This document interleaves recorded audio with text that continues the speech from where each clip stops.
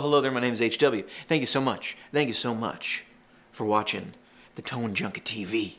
Same time, same channel every day. It's whenever you press play, really. This is the 65 Scout 1. We just released it. It's in a whole bunch of things. You could pick up the new Tone Junkie Lounge pack thing. You get in there, you get it, you get this and everything else for the rest of the year for one low price. You go check it out. It's on the website. Unless it's not, then of course it's too late. 65 Scout 1.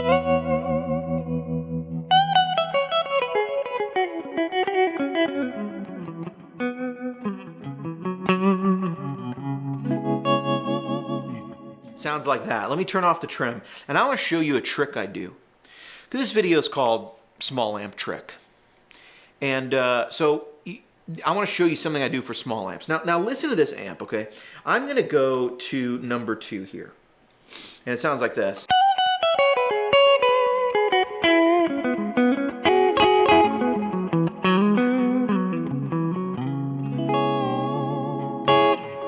It sounds brilliant. It sounds good. Now, here's my thing though. Sometimes I go into the cabinet section with these little amps.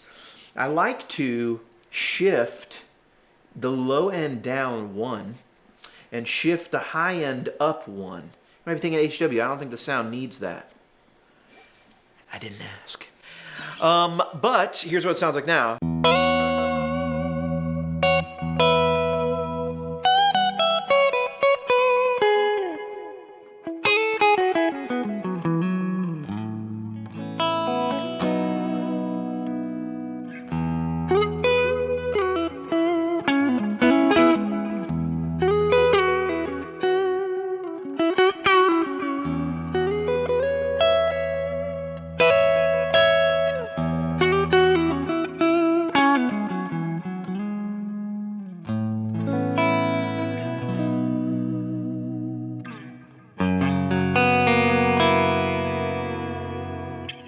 To me, you add that little bit of bass and that little bit of high end. You take the low end and you smear it down. You take the high end and you smear it up, like the Kemper does. And now we start to convince ourselves that we are playing something a little more like the Hawk amp, which I really dig and I really like. And to me, it starts to sound a little more like this guy.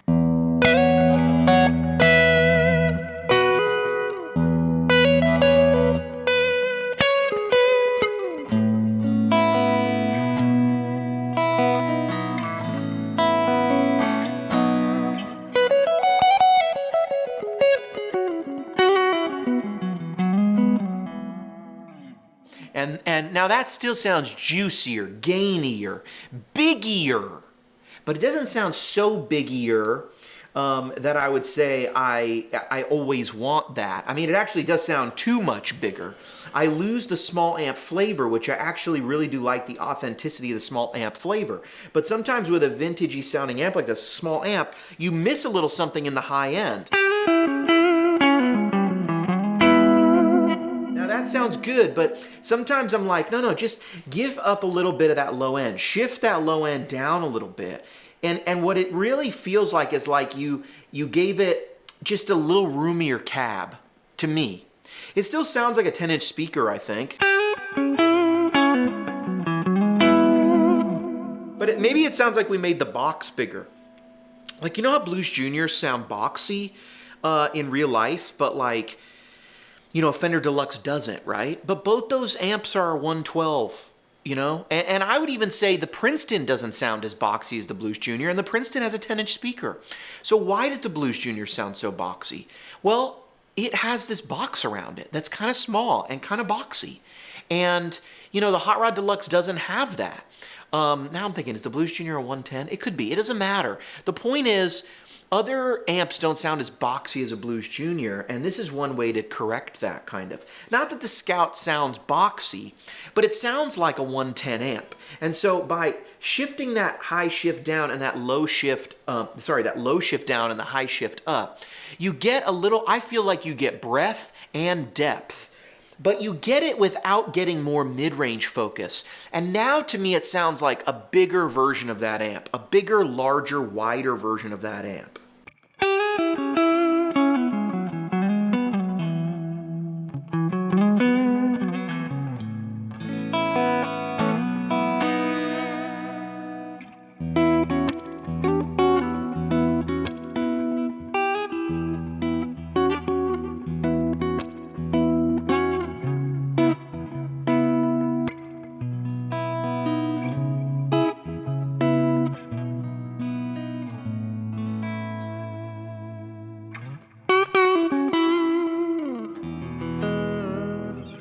I don't know, man. That just sounds like it sounds like a better version. Now, the other thing you can do, kick up the character knob.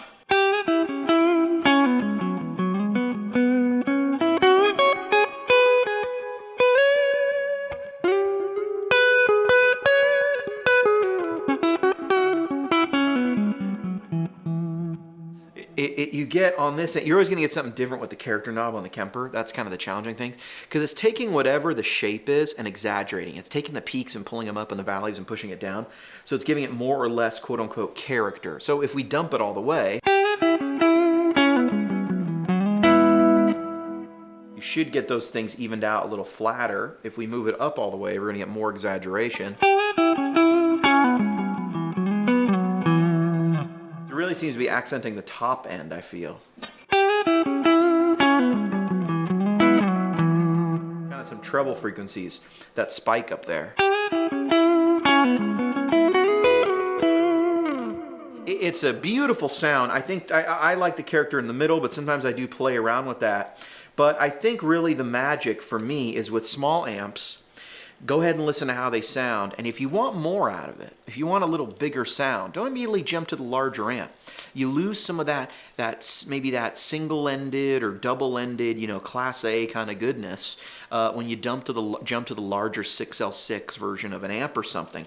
The Hawk has something going on there. It's bigger, it's badder, it's more gainy, but you lose a little bit of the honesty of the small amp. You know what I'm saying? But you just sort of up the cab. You make the speaker a little bit bigger, and you just get, a very beautiful.